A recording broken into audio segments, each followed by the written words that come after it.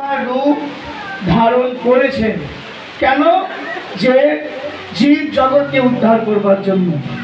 যখনই পৃথিবীতে অধর্মের সংখ্যা বেশি হয়ে যায়, ধর্মের সংখ্যা কমে যায়, যখন ধর্মের গ্লানি হয়, তখন পৃথিবীতে ভগবান আবির্ভূত হয়ে অবতীর্ণ হয়ে সেই দুষ্ট দমন আর ধর্মের রক্ষা, সাধুদের পরিত্রাণ আর ধর্ম সংস্কার করে আবার পুনর্বার সংস্থাপন করেন।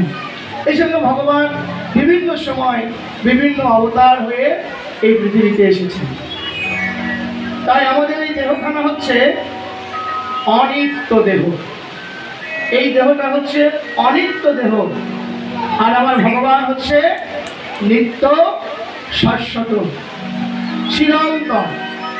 আমাদের এই দেহখানা একদিন পঞ্চভূতের সঙ্গে মিশে যাবে।